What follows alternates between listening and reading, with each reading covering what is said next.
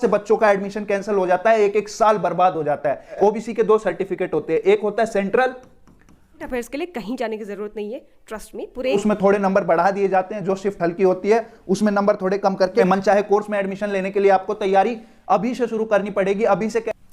जय Hind, welcome to CUET Concept Minds. तो दोस्तों आज हम सीयूईटी 2026 के बारे में सारी जानकारियां ले लेंगे और किस तरह से हमें कॉलेज में एडमिशन लेना है, क्या सिलेबस होगा, क्या एलिजिबिलिटी क्राइटेरिया है, कौन से कॉलेजेस मिलेंगे, कौन से नहीं मिलेंगे, इस सारे विषय में अभी हम सारी चीजें जान लेंगे। तो चलिए शुरू करते हैं।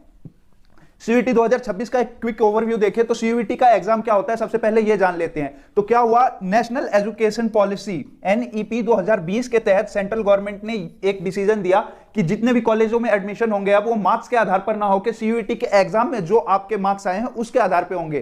पहले क्या होता था कि कई बोर्ड जो होते थे वो 12th क्लास में बच्चों को ज्यादा नंबर देते थे, सेम एज दूसरे बोर्ड्स बहुत कम नंबर देते थे। तो इससे क्या होता था कि बड़ी जो एस्टीम्ड नामी ग्रामी यूनिवर्सिटीज और कॉलेज है वहां पे एडमिशन में वो जो बच्चे जिन बच्चों ने कम मार्क्स लिया है उनका एडमिशन नहीं हो पाता था उन जगहों पे। तो इसके लिए एक सीयूईटी का एग्जाम लेके आया गया 2020 में, और इसको कौन कंडक्ट कराता है, तो एनटीए कंडक्ट कराता है। और यूजी में मतलब ग्रेजुएशन के लिए आप सेंट्रल, स्टेट और किसी भी प्राइवेट यूनिवर्सिटी में इसी के द्वारा एलिजिबल होते हो। 2026 में यह एग्जाम कब होने वाला है, तो मई में होने वाला है 2026 में यह एग्जाम। आगे देखते हैं और जानकारी। तो ये सीयूईटी जरूरी क्यों है, तो यूजीसी के अंदर जितने भी कॉलेजेस होते हैं उन सभी में एडमिशन के लिए सीयूईटी का एग्जाम देना अनिवार्य कर दिया गया है। इसमें 250 से ज्यादा यूनिवर्सिटी है। आगे देखते हैं हम कि एलिजिबिलिटी क्या है। तो आप या तो 12th में होने चाहिए या आपने 12th पास कर ली हो। इसका क्या मतलब है, जिस बच्चे ने 2025 में 12th पास कर ली है वो तो भर ही सकता है। इसके अलावा जो बच्चे 2026 में 12th पास करेंगे, मतलब जो आप अभी 12th क्लास में पढ़ाई कर रहे हो, आप लोग भी इसका फॉर्म भर सकते हो। और 2026 में अगर आपको एडमिशन लेना है तो इसका फॉर्म भरोगे ही। इसमें एज लिमिट क्या है, तो कोई एज लिमिट नहीं है, किसी भी एज का व्यक्ति इस एग्जाम में बैठ सकता है, बशर्ते वो या तो 12th पास कर चुका हो या 12th में अभी पढ़ रहा हो। और ये आपको एक चीज और बहुत हैंडी रखनी है, that is your documents. Documents के आधार पे बहुत से बच्चों का एडमिशन कैंसिल हो जाता है, एक एक साल बर्बाद हो जाता है। इसके लिए आप सबसे पहले क्या करेंगे, आधार कार्ड के जितने भी डिटेल है इसको अपडेट कर लेंगे। अगर आप किसी कैटेगरी में फॉल करते हो, EWS, SC, ST, OBC, NCL, तो ये ईडब्ल्यूएस और ओबीसी, एनसीएल इसको हर साल रिन्यू करवाना होता है, तो आपको वो रिन्यू करवाना है। साथ ही अगर दिल्ली का कोई बच्चा ये वीडियो देख रहा है तो आपका जो ओबीसी, एनसीएल है, या किसी भी स्टेट का जो बच्चा देख रहा है, तो ओबीसी, एनसीएल 2 तरह का होता है। ओबीसी के 2 सर्टिफिकेट होते हैं, एक होता है सेंट्रल और एक होता है स्टेट का। तो आपको क्या करना है, आपको अभी जाके एक सेंट्रल का सर्टिफिकेट भी अप्लाई करना है, एक स्टेट का सर्टिफिकेट भी रहना होगा आपके पास, और इन दोनों का अलग अलग एनसीएल बनवाना होगा। ये नहीं कि अगर आपका एनसीएल स्टेट का बना हुआ है तो वो सेंट्रल के लिए काम करेगा, नहीं, बिल्कुल नहीं। और सेम सेंट्रल का एक अलग एनसीएल बनेगा। ठीक है बच्चों, ये एक बहुत ही महत्वपूर्ण जानकारी है। इसकी वजह से बहुत से बच्चे जो दिल्ली के हैं और दिल्ली यूनिवर्सिटी में जाना चाहते हैं, इस सर्टिफिकेट के अभाव में वो नहीं ले पाते उस कॉलेज में, अपने मन पसंदीदा कॉलेज में एडमिशन नहीं ले पाते हैं। तो ये डॉक्यूमेंट आपको हैंडी रखने हैं, और इनकरेक्ट जो अगर आपके डॉक्यूमेंट होंगे तो वो एप्लीकेशन तो कैंसिल करेगा ही, आपका एडमिशन तक कैंसिल हो जाएगा। कॉलेज में एडमिशन होने के बाद जब फिजिकल वेरिफिकेशन होगा उसके बाद आपका एडमिशन कैंसिल भी हो सकता है। तो इस चीज का विशेष ध्यान रखना है कि आपको सारे डॉक्यूमेंट आपके हैंडी रखने हैं। आगे बढ़ते हैं बच्चों, एग्जाम का स्ट्रक्चर क्या है। तो देखो 3 सेक्शन में एग्जाम होता है। फर्स्ट सेक्शन होता है लैंग्वेज का सेक्शन, जिसके तहत 13 लैंग्वेजेस आपको, 13 Indian languages including English and Hindi मिलता है। इसके अलावा सेक्शन 2 होता है डोमेन सब्जेक्ट्स का। इसके अंदर 23 आपके डोमेन सब्जेक्ट्स हैं। ये कौन कौन से डोमेन सब्जेक्ट हैं इसके बारे में आगे डिस्कस करते हैं। सेक्शन 3 होता है जनरल एप्टीट्यूड टेस्ट, जिसके तहत जीके, रीजनिंग और ये करंट अफेयर्स आते हैं।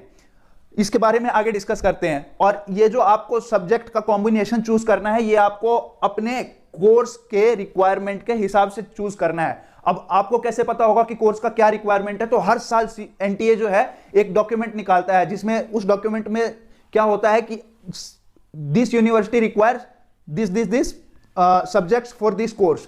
मतलब बताता हूं, जैसे कि मान लीजिए दिल्ली यूनिवर्सिटी है, दिल्ली यूनिवर्सिटी से किसी बच्चे को फिजिक्स ऑनर्स करनी है, बीएससी फिजिक्स करनी है, तो दिल्ली यूनिवर्सिटी ने कहा हुआ है कि आपके पास लिस्ट ए से एक सब्जेक्ट होना चाहिए और साथ में लिस्ट बी से आपके पास ये सब्जेक्ट होने चाहिए, that is physics plus maths.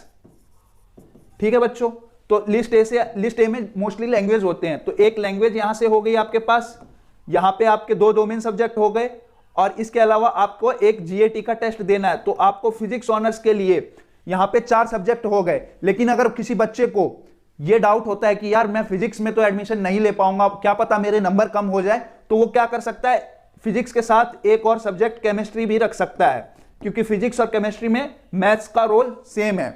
तो ये कर सकता है बच्चा। क्यों ऐसा? तो इसके लिए केवल हम 5 ही सब्जेक्ट चूज कर सकते हैं। अप टू 5 सब्जेक्ट हम यहां पे चूज कर सकते हैं, जो पहले 6 हुआ करता था, अब 6 नहीं है, इसको 1 घटा के 5 कर दिया गया है।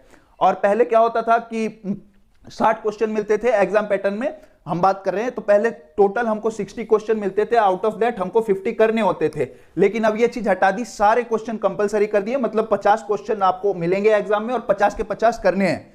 इसी तरह हर पेपर जो होगा वो 60 मिनट्स का होगा, यानी 1 घंटा का पेपर होगा। और पेपर कैसे होगा? तो ऑनलाइन कंप्यूटर बेस्ड टेस्ट होगा, कंप्यूटर पे आपको एग्जाम देना होगा, एमसीक्यू फॉर्म में होगा, एक ऑप्शन करेक्ट आपको टिक करना होगा उसमें।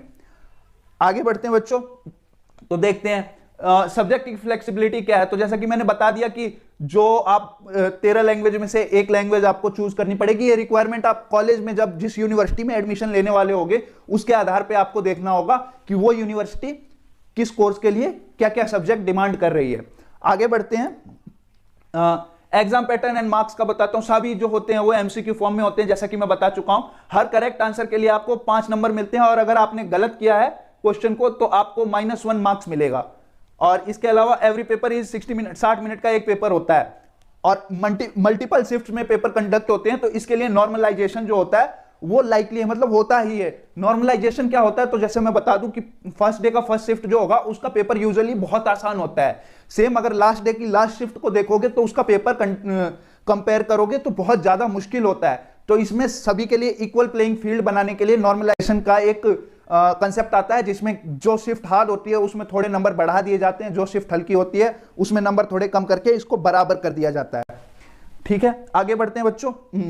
सिलेबस क्या होता है? बहुत बच्चे कहेंगे कि सर सिलेबस क्या होता है? तो syllabus class 11th and 12th की जो एनसीईआरटी के कोर कंटेंट होते हैं वहां पे बेस्ड होता है। और ऐसा नहीं है कि आपने केवल पढ़ाई कर ली या रट लिया उसको तो आप कर पाओगे एग्जाम, नहीं। यहां पे कंसेप्चुअल अंडरस्टैंडिंग और एप्लीकेशन बेस्ड होता है। ये क्या होता है? तो अगर आपने मान के चलो एनसीईआरटी से चैप्टर 1 पढ़ लिया, चैप्टर 2 पढ़ लिया, चैप्टर 3 पढ़ लिया, अब इन 3 का मिला के भी एक क्वेश्चन आपको मिल सकता है। केवल एक क्वेश्चन 3 चैप्टर को मिला के बना सकता है वो। ये होता है कंसेप्चुअल अंडरस्टैंडिंग और एप्लीकेशन बेस्ड मेथड। कोई ईयर का क्वेश्चन हो सकता है या किसी घटनाक्रम के बढ़ते क्रम में लगाने का क्वेश्चन हो सकता है, इस तरह के क्वेश्चन। आगे बढ़ते हैं बच्चों, रजिस्ट्रेशन और एग्जाम की टाइमलाइन क्या है? ये बहुत ज्यादा बच्चों का क्वेश्चन रहता है। तो रजिस्ट्रेशन जो है लाइकली होता है जनवरी से मार्च के बीच में हो जाता है, ये अनाउंस कर देगा एनटीए। आपको क्या करना है? रेगुलर एनटीए की वेबसाइट को विजिट करते रहना है इसके लिए। एग्जाम कब होगा? तो मई 2026 में होगा, जिस टाइम पर ज्यादातर जो बोर्ड के एग्जाम है वो खत्म होने को होते हैं या खत्म हो चुके होते हैं। और ये अप्लाई करने से पहले आपको सभी डॉक्यूमेंट जो होंगे ना इंपॉर्टेंट, उसको अपडेट करा लेना है। आगे बढ़ते हैं बच्चों, रिजल्ट और एडमिशन का क्या होता है? तो रिजल्ट वगैरह जो होता है ये सभी नॉर्मलाइज स्कोर्स, नॉर्मलाइजेशन के बाद स्कोर रिलीज कर दिया जाता है। इसके बाद क्या होता है? यूनिवर्सिटी जो है अपना काउंसलिंग और एडमिशन खुद वो करती है, जहां पे आपको कुछ नहीं करना होता है। एनटीए का जो एप्लीकेशन नंबर होता है वो डालना होता है, देन यूनिवर्सिटीज ऑटोमेटिक वहां से सारी डिटेल्स ले लेती है। जून वगैरह तक एडमिशन जो होते हैं वो शुरू हो जाते हैं, और जुलाई, अगस्त या सितंबर तक भी चलते हैं, और सितंबर से अक्टूबर के बीच में क्लासेस शुरू हो जाती है। आगे बढ़ते हैं बच्चों, प्रिपरेशन के लिए काफी बच्चे कहेंगे कि टिप दे दो सर कि किस तरह से प्रिपरेशन करना होगा। तो देखो बच्चों, जो लास्ट के लिए छोड़ देते हैं ना, उनके लिए तो बहुत मुश्किल है किसी को अच्छे कॉलेज में एडमिशन लेना। छोटा मोटा कॉलेज जरूर मिल सकता है, पर किसी अच्छे कॉलेज और अच्छे कोर्स में, मनचाहे कोर्स में एडमिशन लेने के लिए आपको तैयारी अभी से शुरू करनी पड़ेगी। अभी से कैसे? आप कहोगे कि सर हम तो बोर्ड की प्रिपरेशन करते हैं, तो बोर्ड के साथ भी आप कर सकते हो इस चीज को प्रिपेयर, वो बता दूंगा कैसे की। और प्रिपरेशन के लिए अगर कोई टिप्स मांगता है कि सर हम सेल्फ स्टडी से करना चाहते हैं, तो आपको लाइन बाय लाइन एनसीईआरटी की स्टडी करनी है, स्टडी के साथ उसके कंसेप्ट को समझना है, रेगुलर प्रैक्टिस करनी है एमसीक्यूज की, मॉक टेस्ट। और मॉक टेस्ट देना किस लिए? कि टाइम मैनेजमेंट के लिए। आपको 50 क्वेश्चन 60 मिनट में करने हैं। इसका मतलब आप समझ रहे हो, वहां पे टाइम का प्रेशर अलग होता है, तो टाइम मैनेजमेंट बहुत जरूरी है। रिवीजन प्लान होना चाहिए आपके पास, और हाई वेटेज टॉपिक्स जो है उनका पहले आप कंप्लीट कर लो। इसके अलावा कॉन्सेप्चुअल क्लियरिटी पर करना पड़ेगा। मेमोराइजेशन से केवल काम नहीं चलेगा, रटंत विद्या से काम नहीं चलता है। आपको अगर 250 में से 250 नंबर चाहिए तो आपको एक कंसेप्चुअल क्लियरिटी दिमाग में होनी चाहिए। के लिए इक्वल प्लेइंग फील्ड बना दी है। तो इसके लिए आपको क्या करना है, अर्ली प्लानिंग करनी है। आपको अभी से प्लान करना है कि किस तरह से पढ़ाई करनी है। आपको एनटीए में अप्लाई करने से पहले डॉक्यूमेंट्स को अपडेट कर लेना है, और इसके अलावा कंसिस्टेंट रहना है अपनी तैयारी को लेके, प्रैक्टिस करते रहनी है, तभी आपको सक्सेस मिलेगा, किसी अच्छे कॉलेज में आप जा पाओगे। आगे बढ़ते हैं, देखते हैं कि अच्छा, अब बहुत से बच्चे कह रहे होंगे कि सर हम ये सारी चीजें तो समझ लिए, लेकिन अब हम तैयारी कहां से करें। देखो बच्चों, कॉन्सेप्ट माइंड्स ने आपके लिए बहुत ही अच्छी एक शुरुआत करी है, जो जैसा आपको कहीं नहीं मिलेगा, और ये शुरुआत पूरी फ्री ऑफ कॉस्ट है, इसके कोई पैसे नहीं देने आपको। इसमें क्या क्या इंक्लूड है मैं बताता हूं। डोमेन सब्जेक्ट के तहत आपको हिस्ट्री, जियोग्राफी, पॉलिटिकल साइंस और सोशियोलॉजी, ये चारों सब्जेक्ट की ऐसी तैयारी करवा दी जाएगी जहां अगर आपने शिद्दत से पढ़ाई कर ली तो आपको 250/250 मार्क्स लाने से कोई नहीं रोक सकता। ऐसा मैं क्यों कह रहा हूं, मैं अभी बताऊंगा। इसके अलावा जीएटी के जो सब्जेक्ट्स हैं, मैथ्स, जनरल नॉलेज, रीजनिंग और करंट अफेयर का स्पेशल पोर्शन आप मान के चलो, क्योंकि करंट अफेयर्स जो होंगे यही आपको बहुत ज्यादा आगे ले जाएंगे या बहुत ज्यादा पीछे छोड़ देंगे। क्यों, तो मैं बताता हूं। 90% तक जो मार्क्स है बहुत से बच्चे ले आएंगे, लेकिन 90 से 95 की जर्नी जो होगी, 95% की, इसको कुछ बच्चे बीट कर पाएंगे जो कि कुछ अच्छे कॉलेजेस में जा सकते हैं। लेकिन 95% से 99% की जर्नी में मुट्ठी भर लोग रह जाएंगे और वो अपना सपना, अपने अच्छे कॉलेज का सपना साकार कर पाएंगे। तो इसके लिए current affair, reasoning, general knowledge और मैथ्स, इन सब्जेक्ट्स का वेटेज बहुत ज्यादा बढ़ जाता है। आप इनको इग्नोर करके नहीं चल सकते। तो इसीलिए मैथ्स, जनरल नॉलेज, रीजनिंग और करंट अफेयर्स, इन सभी की वीडियोस आपको रेगुलर कॉन्सेप्ट माइंड्स पे मिलती रहेगी। जो डोमेन सब्जेक्ट्स की वीडियोस हैं, ये वीक में आपको 4 से 5 वीडियोस मिलेगी। और हमारी खास बात क्या है, मैं बताना चाहता हूं कि हम 20 से 30 मिनट की एक वीडियो देंगे आपको। 20 से 30 मिनट की एक वीडियो होगी जिसमें हम आपका सारा पीवाईक्यू, आज तक जितना भी हुआ है सारा पीवाईक्यूज कवर करेंगे। इसके अलावा हर सब्जेक्ट, हर डोमेन सब्जेक्ट में 1000 से 1500 एमसीक्यू ऐसे तैयार करा देंगे आपके, जिनकी आने की संभावना बहुत ज्यादा है। इसके अलावा हम किस तरह से पढ़ाई करेंगे बच्चों, तो हम पूरी पढ़ाई एमसीक्यू फॉर्म में करेंगे, क्योंकि अल्टीमेटली आप वहां एग्जाम में जब बैठोगे तो आपको एमसीक्यूज ही देखने को मिलेंगे। तो मैं बताता हूं हम किस तरह से पढ़ाई करेंगे। Suppose that it is a chapter of any subject, ठीक है बच्चों। तो इस सब्जेक्ट में इस सब्जेक्ट के एक चैप्टर को हम अगर 4 टॉपिक में डिवाइड करें,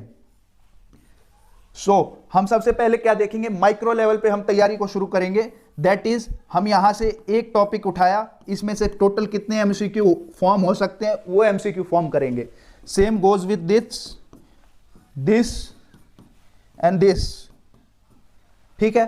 अब इस माइक्रो लेवल पे हमने कर ली तैयारी। अब इसके आगे फिर हम यहां इन 2 टॉपिक में से कितने एमसीक्यू निकल सकते हैं, फिर इन 2 टॉपिक में से, फिर एंटायरली इन सब में से कितने निकल सकते हैं, और इसी के तरह पूरी बुक में से कितने टॉपिक निकल सकते हैं, उस आधार पे हम आपको तैयारी करवाएंगे। मैं ऐसा क्यों कह रहा हूं, तो अगर आप पीवाईक्यू को देखोगे बच्चों, तो पीवाईक्यू में साफ झलकता है कि एक क्वेश्चन चैप्टर 1 से है, दूसरा चैप्टर 2 से है, तीसरा चैप्टर 3 से, और चौथी जो लाइन है सेम क्वेश्चन में, क्वेश्चन एक ही है, सेम क्वेश्चन में जो चौथी लाइन होगी वो आपको मिलेगी 6 चैप्टर से। तो इस तरह की तैयारी आपको अपने लेवल पे करने में काफी मुश्किलें आ सकती है, तो हम उस मुश्किल को आसान कर देंगे एकदम। इसके लिए हमारे पास एक पूरी टीम है जो रेगुलर आपके कंटेंट के लिए काम करेगी, रेगुलर आपको पढ़ाने के लिए काम करेगी, और रेगुलर टेस्ट देगी, टेस्ट को इवेल्युएट करेगी। अच्छा, टेस्ट के बारे में मैं बता देता हूं कि वीकली टेस्ट हुआ करेंगे, हर वीक में एक टेस्ट हुआ करेगा। वो टेस्ट किस टॉपिक पे होगा, तो जो आपने प्रीवियस वीक में सारा पढ़ लिया है उसके आधार पे 50 एमसीक्यूज का पर वीक टेस्ट होगा।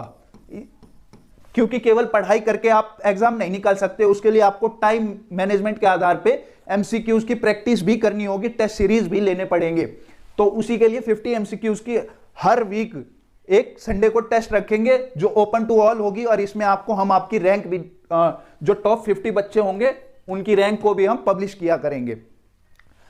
तो बच्चों, आपकी सीयूईटी की तैयारी को और अच्छा बनाने के लिए सीयूईटी कॉन्सेप्ट माइंड्स पे हम वेलकम करते हैं मीनू रौतेला मैम का, जो आपको हिस्ट्री, जियोग्राफी और सोशियोलॉजी पढ़ाएंगी। Please welcome Meenu Rautela ma'am. So hello students, मेरा ही नाम मीनू रौतेला है और आप अभी तक यहाँ पे सुन रहे थे विवेका सर को, जिन्होंने आपको सीयूईटी का एग्जाम पैटर्न और एग्जाम सिलेबस और बाकी सारी चीज़ों से वाकिफ करवा दिया है। ठीक है, तो मैं आपको यहाँ पे पढ़ाऊंगी हिस्ट्री, जियोग्राफी और सोशियोलॉजी जैसे domain subjects, plus bonus point ये है कि मैं ही आपको यहाँ पे करंट अफेयर्स की क्लासेस भी दूंगी। आपको करंट अफेयर्स के लिए कहीं जाने की ज़रूरत नहीं है, ट्रस्ट मी, पूरे 1 साल का करंट अफेयर्स मैं यहाँ पे कराऊंगी। ठीक है, तो चलिए मिलते हैं नेक्स्ट रेगुलर क्लासेस में, जहाँ पे कॉन्सेप्ट्स सिर्फ पढ़ाए नहीं जाते बल्कि समझाए भी जाते हैं। Okay then, thank you so much for hearing us.